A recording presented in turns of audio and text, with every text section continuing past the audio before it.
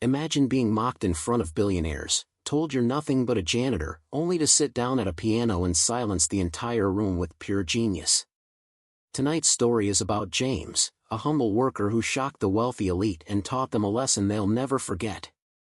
Stay tuned, you won't believe how this challenge ends. Play this piano, and I'll marry you. The words sliced through the room like a blade.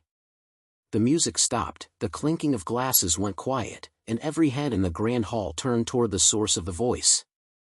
At the center of the billionaire's glittering mansion stood a magnificent grand piano, polished to perfection, glowing under the crystal chandeliers. But no one was looking at the piano, they were staring at Catherine Livingston, the glamorous daughter of one of the wealthiest men in the country. Known for her sharp tongue and arrogance, Catherine had a reputation. She loved humiliating those she thought were beneath her. And tonight, she had found her newest target. That target was James Carter, a janitor. James wasn't dressed in a tuxedo like the wealthy guests who mingled in the hall. He wore his work uniform, with sleeves slightly rolled up and his shoes scuffed from long hours of cleaning. He hadn't come to enjoy the gala, he was there to work, to pick up empty glasses, sweep unnoticed corners, and make sure the night remained perfect for people who hardly knew he existed. But fate has a strange way of shifting attention. As James quietly worked near the back of the room, his eyes kept drifting toward the piano. It wasn't a look of envy or longing for wealth, it was something deeper, something personal. His gaze lingered on the keys as though they carried memories, secrets, and a part of his soul. Catherine noticed. She was in the middle of entertaining a group of equally arrogant friends when she caught him staring. A wicked smile crept across her face. "Oh, this is too good," she whispered to her friend, before raising her voice so everyone could hear. "You," she called out sharply, pointing at James. "Yes, you with the mop." James looked up, startled but composed. "Tell me," Catherine continued, her voice dripping with mockery, "do you even know what that is?" She gestured dramatically toward the piano, her jewelry catching the light. "This isn't a broom, dear. It's not something you sweep floors with. This," she said, walking to the piano and tapping one key with a manicured finger, "this is art. Music. Beauty. Something you could never understand." The group around her chuckled. A few laughed loudly, others covered their mouths in polite amusement. Guests nearby turned to watch the scene unfold, their eyes shining with anticipation. After all, in their world, humiliating the help was just another form of entertainment. But James didn't respond. He didn't shrink back or show anger. He simply stood tall, his eyes calm, still fixed on the piano. Catherine narrowed her eyes. She hated silence. Silence meant her insult hadn't landed the way she wanted.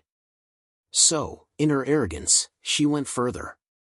"Well," she said with exaggerated drama, "let's make this interesting, shall we?" The crowd leaned in. "If you can play this piano like a professional," she sneered, "I'll marry you." The words hung in the air like thunder. Gasps echoed across the hall. A waiter froze mid-step, holding a tray. Several guests clapped their hands to their mouths in disbelief, while others burst into laughter. "Marry a janitor," one man whispered to his companion. "This is going to be hilarious."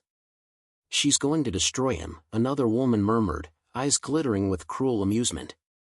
Catherine smirked, proud of herself for creating such a spectacle.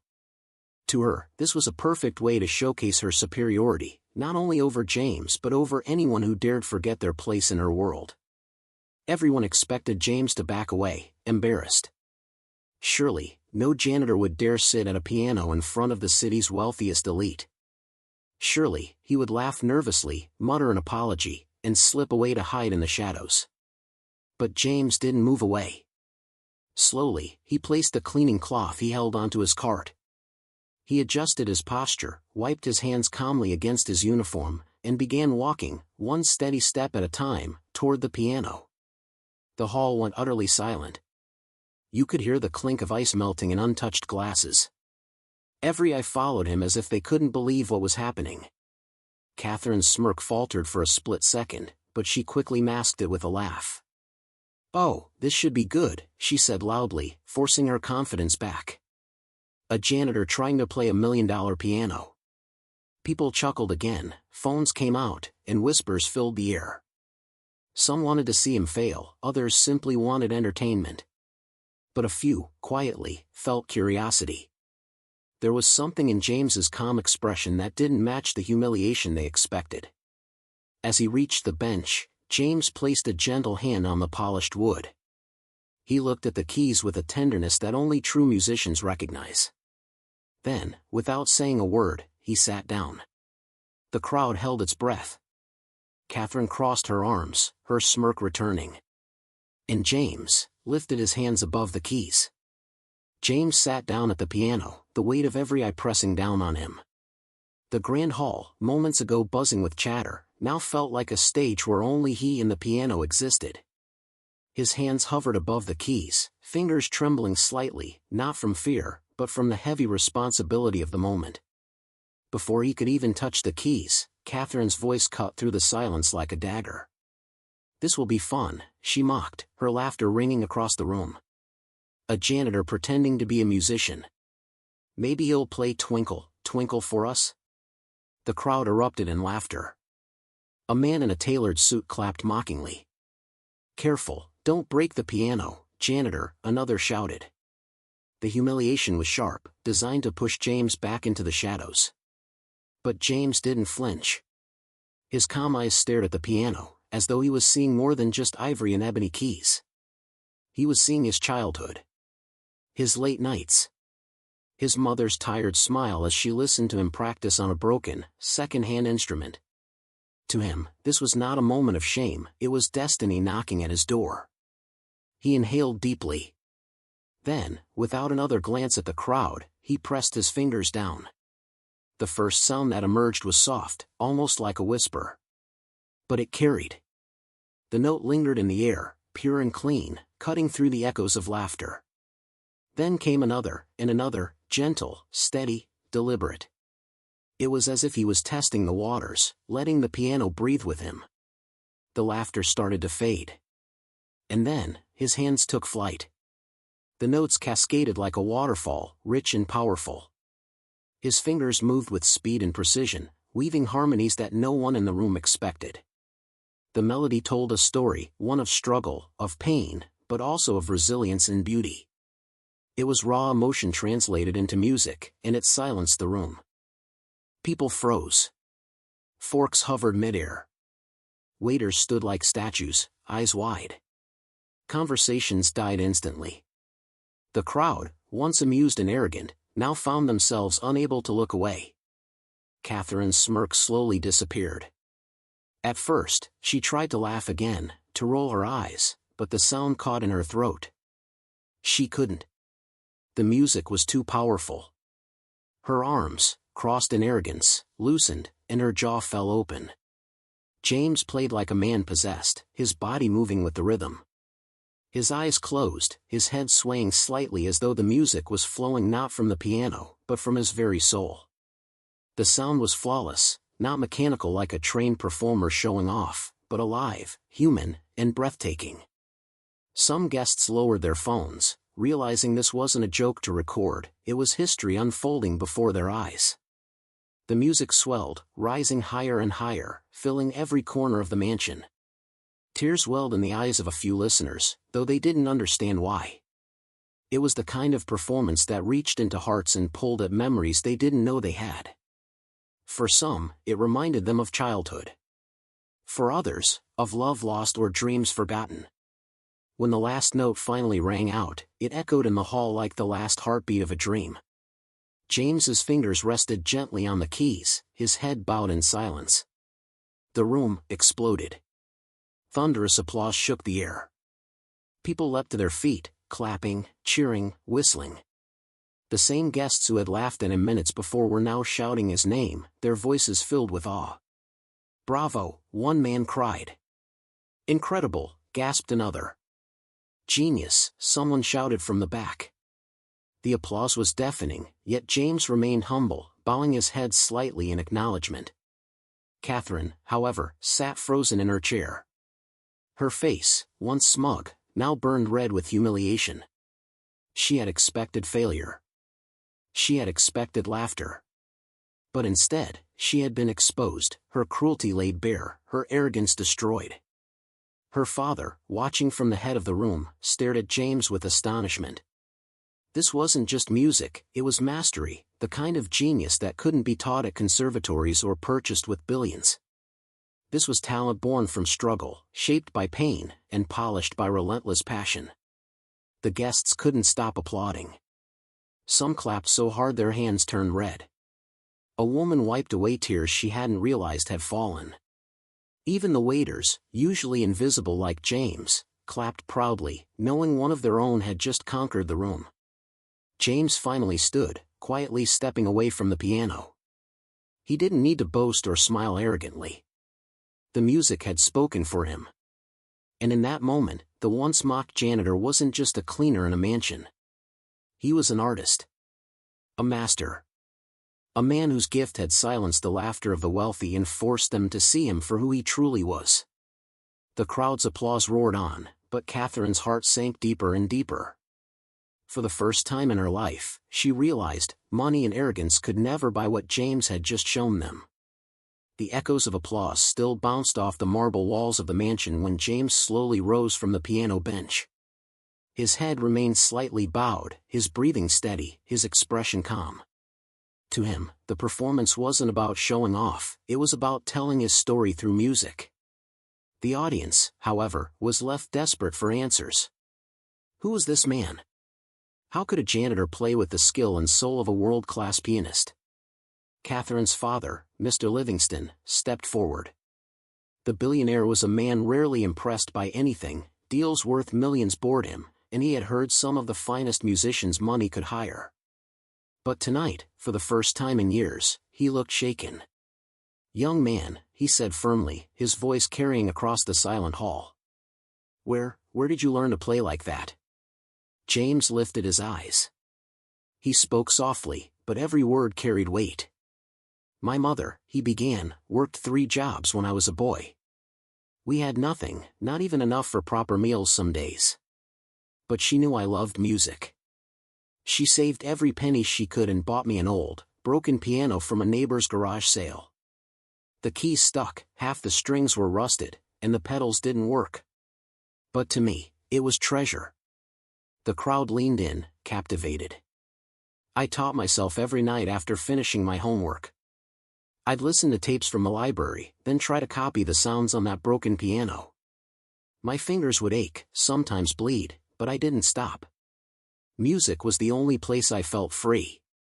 His voice grew quieter. "When my mother passed away, I had to give up my dream. We couldn't afford lessons, couldn't afford to chase what I loved. I needed to survive, and the only job I could find was janitorial work. So, I traded piano keys for cleaning floors." There was silence, an uncomfortable, heavy silence. Many of the wealthy guests shifted in their seats. A few looked down, ashamed, remembering the cruel laughter they had aimed at him earlier. James took a deep breath. "But music never left me. Every hallway I clean, every empty ballroom I pass through, I hear melodies in my head. I carry them with me. Playing tonight wasn't about proving myself to anyone, it was about honoring the gift my mother gave me. That old piano may be gone, but the music she planted inside me lives on." By now, a few guests wiped away tears. The same crowd that had mocked him for being just a janitor now saw him as something greater, a man who had carried his dream through hardship and loss. Catherine sat frozen, her face pale. Her cruel words, her arrogant challenge, now seemed hollow and childish compared to the weight of James's story. And Mr. Livingston, still staring at James, spoke with a voice thick with respect. "Son, I've heard countless musicians in my life. But none of them have ever moved me the way you just did. Your talent is more than skill, it's soul. And soul can't be bought. It has to be lived." The crowd, once again, erupted in applause, this time not just for James's performance, but for the man he truly was. The applause gradually faded, but the weight of James's story lingered in the air. The grand hall was no longer just a ballroom, it felt like a courtroom where arrogance had been put on trial, and the truth had won. Mr. Livingston, Catherine's father, walked slowly toward James. The billionaire was a man who commanded respect wherever he went, but at that moment, it was his respect for James that filled the room. Extending his hand, he said firmly, "You are more of a man than most I've ever met. Talent like yours doesn't belong in the shadows, it deserves the spotlight." The crowd nodded in agreement. People murmured words like remarkable and genius. Even those who had laughed at James earlier now clapped again, trying to mask their guilt with admiration. But Catherine, unable to accept what was happening, sprang to her feet. Her voice, sharp with panic, cut through the applause. "Father! You can't be serious. He's just a janitor." Gasps spread through the audience. The same arrogance that had once entertained the crowd now sounded ugly, even pitiful. Mr. Livingston turned to his daughter, his expression stern. "Enough, Catherine. Do you not see what everyone else sees? This man has a gift far greater than wealth or privilege can provide. You judged him by the clothes he wears, by the work he does, but you failed to see the greatness in his heart." Catherine's cheeks burned red. For the first time in her life, she wasn't the center of admiration, she was the symbol of arrogance and cruelty. James, however, did not gloat. He looked directly at her and said calmly, "Miss Livingston, I don't hold grudges. Sometimes people laugh at what they don't understand. But tonight wasn't about me or you, it was about proving that talent can be found anywhere, even in those you least expect." The humility in his words struck the room like another wave of music. Guests exchanged glances, realizing how small they had been in their thinking. Some felt embarrassed, others inspired. Mr. Livingston smiled faintly and turned back to the audience. "Ladies and gentlemen," he announced, raising his hand, "what you witnessed tonight was more than music. It was a reminder that greatness doesn't always wear a tuxedo or arrive in a limousine. Sometimes, greatness wears a janitor's uniform and walks quietly among us." Applause thundered again, louder than before. This time, it wasn't polite or hesitant, it was genuine, full of admiration. James stood humbly, bowing his head, his eyes misting as he whispered to himself, "For you, Mom." The hall roared with approval, but Catherine sat in silence, realizing the lesson she had just been forced to learn, that arrogance is fleeting, but true talent and humility last forever. As the final echoes of applause died down, the guests began to surround James. Some offered their business cards, others asked for lessons, and a few simply wanted to shake his hand. For the first time in his life, James wasn't invisible. He wasn't just a janitor.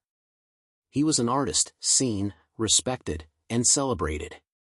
Catherine lingered at the edge of the crowd, her pride shattered.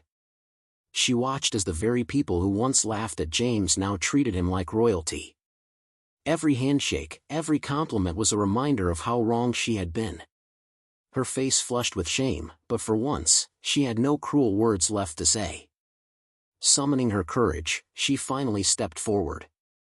Her voice was quiet, almost broken. "James, I didn't know you could really play.